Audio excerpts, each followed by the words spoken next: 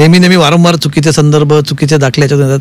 औरंगजेबाबद्दलच आता म्हणजे मधल्या काळात कोणी की औरंगजेब हा राजा होता, उत्तम राजा होता, प्रशासक होता, असे अनेक स्टेटमेंट्स येतात. महाराष्ट्रात आपलं एक नवीन कॉन्ट्रोवर्सी बघतोय आपण की आता औरंगजेबाची कबरच ठेवू नका असंही मागणी काही लोक करतात. आता मला तुमची 2 मतं, इतिहासकार म्हणून तुमचं मत मला इथे हवं आणि एक लेखक म्हणून सुद्धा. लेखक म्हणून मी पहिलं विचारतो, कारण लेखकाला जितका सक्षम नायक असतो त्याच्या ताकदीचा खलनायक असला तर नायकाची प्रतिभा अधिक उंच होते. औरंगजेब हा महाराष्ट्राच्या इतिहासातला जर आपण सगळ्यात मोठा खलनायक म्हटलं आणि छत्रपती शिवाजी महाराज, संभाजी महाराज हे त्या इतिहासाचे नायक आहेत आपल्या, तर त्या जर खलनायकाच्या पूर्णच पाऊलखुणा मिटल्या गेल्या, त्याची कबर उखडली गेली, तर हा सगळा इतिहास आपल्याला ही मंडळी अशीच्या अशी होईल असं तुम्हाला वाटतं का? नाही, मला याच्यामध्ये खूप धोके संभवतात. हे पहा, प्रतापगडच्या लढाईवर 100 वर्षापूर्वी कर्नल मोडक या नावाच्या गृहस्थांनी एक अत्यंत सुंदर पुस्तक लिहिलेलं आहे, जे आता सुद्धा आपल्याला म्हणजे प्रमाणभूत मानावं असं कर्नल मोडकांचं 100 वर्षापूर्वीचा तो ग्रंथ आहे. आणि त्याच्यामध्ये त्यांनी नोंद केलेली आहे की शिवाजी महाराजांनी अफजल खानाच्या कबरीला जागा दिली.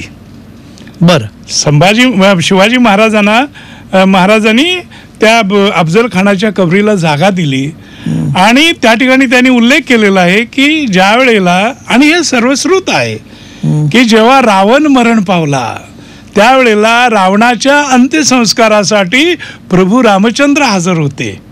म्हणजे मरणाबरोबर वैर सरतं, मेल्यानंतर वैर करायचं नसतं. तर तो दाखला कर्नल मोडक देतात. आणि त्यांनी कुठून घेतला दाखला? हे आहे ना, जयदेव शकावलीमध्ये आहे. जयदेव शकावलीमध्ये 2 धडधडीत पुरावे आहेत. एक म्हणजे थोरले संभाजी महाराज, म्हणजे शिवाजी महाराजांचे बंधू, ज्यांना कनकगिरीला अफजल खानाने मारलेलं होतं एक प्रकारे, त्यांनीच घात केला म्हणून थोरले संभाजी महाराज मृत्यू पावले. त्यामुळं मातोश्री जिजाबाईंचा एवढा राग होता की थोरल्या महाराजांनी त्यांनी सांगितलेलं की मला अफजल खानाची मुंडी पाहिजे आणि मुंडकं पाहिजे. आणि ते मुंडकं ज्या वेळेला या आपल्या सैनिकांनी कापलं त्यावेळेला ते मातोश्रीने घेतलं आणि ते राजगड जो आहे त्या राजगडाच्या बाले किल्ल्याच्या उंबऱ्यामध्ये कोपऱ्यामध्ये पुरलेलं होतं.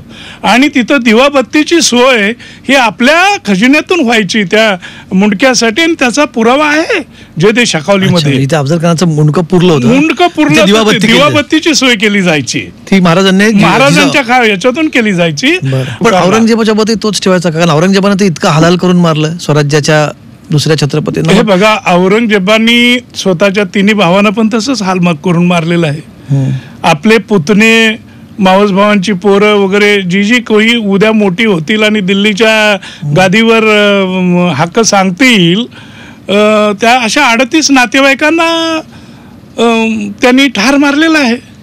माझा प्रश्न असा आहे की अरे, औरंगजेबाच्या त्या कबरीबद्दल तुम्हाला राग येतो, राग येणं साहजिक आहे, पण ज्या छत्रपती शिवाजी महाराजांना, ज्या शहाजी महाराजांनी जन्म दिला, ज्या महापुरुषाच्या नावे आरशामध्ये त्याचं रूप पाहून जिजाऊ साहेब आपल्या कपाळाला कुंकू लावत होत्या, त्या शहाजी महाराजांची समाधी 350-400 वर्ष कर्नाटकात उन्हामध्ये करपते आहे, तिकडे तुम्हाला बघवता येत नाही, त्याची तुम्हाला लाज वाटत नाही?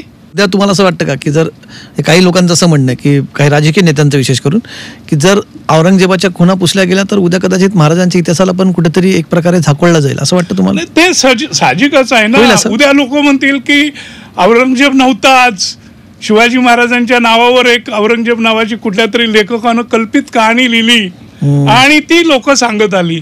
त्याला काहीतरी पुरावा तरी आहे, त्याची तिथं कबर आहे, ती राहिली पाहिजे. ती राहायला हवी. आजूबाजूचे अतिक्रमण, जसं तुम्ही म्हटलं की प्रतापगडाचे अतिक्रमण करू नका. फाजील मोठी मंदिरासारखं स्तोम माजवला जातो, तिथे लोक माजवू नका. तिथे लोक प्रार्थना करतात, डोकं टेकवतात, काही राजकीय नेते जाऊन तिथे डोकं टेकवतात. हे तुम्हाला योग्य वाटतं का? म्हणून इतिहासकार म्हणून तुम्हाला राजकीय विधान करावं असं मला वाटत नाही, पण एक इतिहासकार म्हणून जेव्हा काही लोक जाऊन तिकडे नतमस्तक होतात, हे कितपत योग्य? त्यामुळे अधिक राग येतो.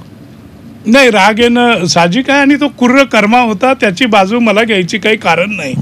तो अतिशय उलट्या काळजाचा मनुष्य होता, ही गोष्ट खरी आहे. पण प्रभू रामचंद्राने जे सांगितलं, शिवाजी महाराजांनी जे सांगितलं की मरणानंतर वैर कुठंतरी विसरायला पाहिजे ना.